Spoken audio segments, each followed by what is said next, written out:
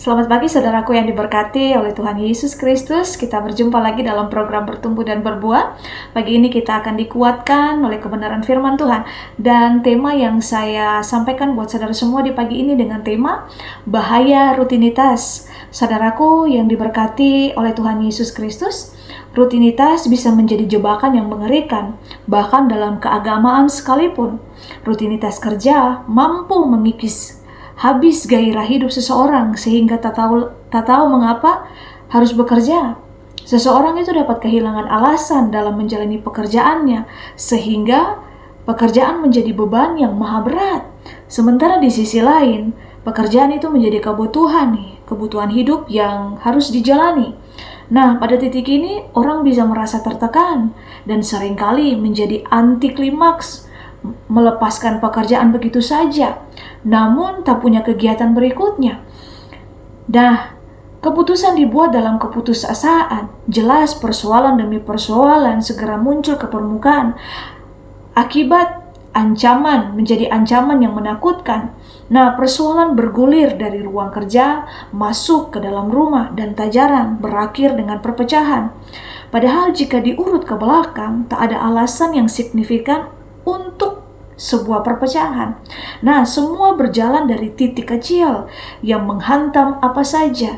Nah, ya titik-titik kecil ini yang tak pernah diselesaikan, ini yang akan menjadi badai yang dahsyat. Dapat kita bayangkan betapa mengerikan ketika jebakan rutinitas ini dalam kehidupan kita. Kita perlu selalu mawas diri atau kita akan dalam bahaya. Karena itu, kita selalu memerlukan komunikasi yang sehat sebagai jalur keluar dan dalam tekanan yang akan datang. Keluarga kita harus dibangun menjadi benteng pertahanan yang solid, bukan sekadar mengalihkan pekerjaan, apalagi melarikan diri dari kenyataan. Jangan sampai ini terjadi dalam kehidupan kita, saudaraku. Dalam kehidupan rohani, Yesus pernah mengkritisi sikap keagamaan Yahudi sebagai rutinitas keagamaan yang telah kehilangan nilai yang sejati, ya sebuah ritual tanpa spiritual. Nah, dalam Matius 15 ayatnya yang ke-8 kita mau belajar, di situ dikatakan bahwa bangsa Israel memuliakan Tuhan hanya dengan bibir, tapi tidak dengan hati. Rutinitas beribadah ini sudah merasuki mereka. Nah, situasi yang sama juga terjadi dalam kehidupan kita.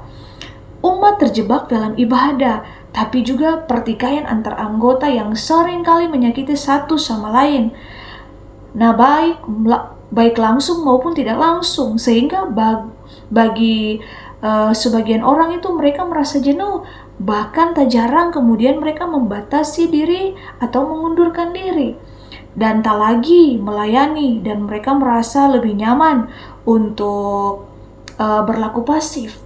Nah, padahal sangat jelas tuntutan Tuhan atas setiap orang percaya untuk hidup melayani dalam situasi apapun, siap memberitakan firman baik atau tidak baik waktunya. Itu dalam 2 Timotius 4 ayatnya yang kedua.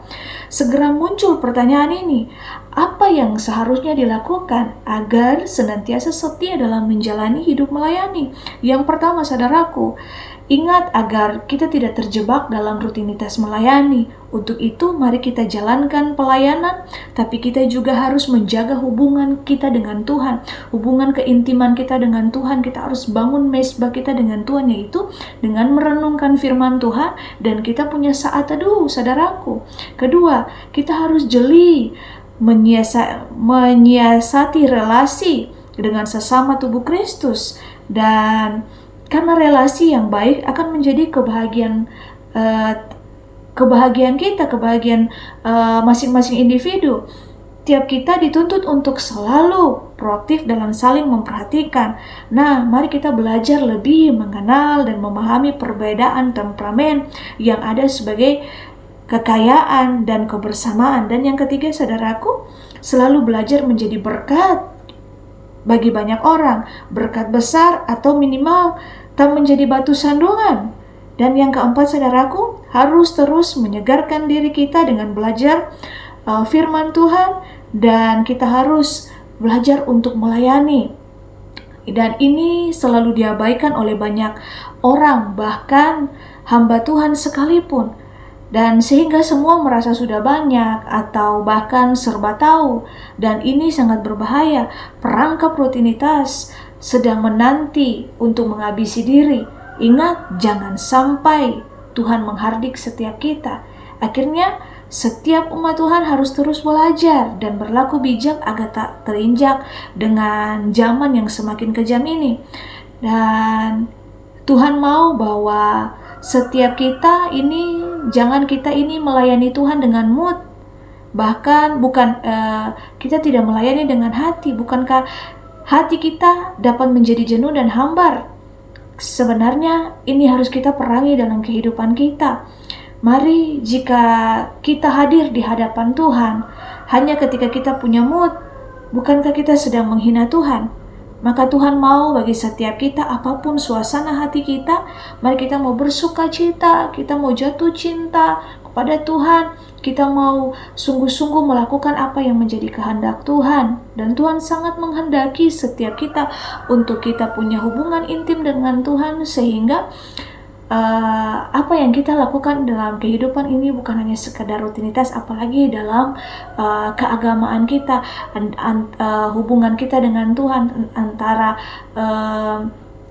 tentang kita melayani Tuhan. Biarlah firman Tuhan ini meneguhkan setiap kita, bahkan memberkati setiap kita, dan kita menjadi berkat bagi banyak orang. Tuhan Yesus memberkati. Emmanuel.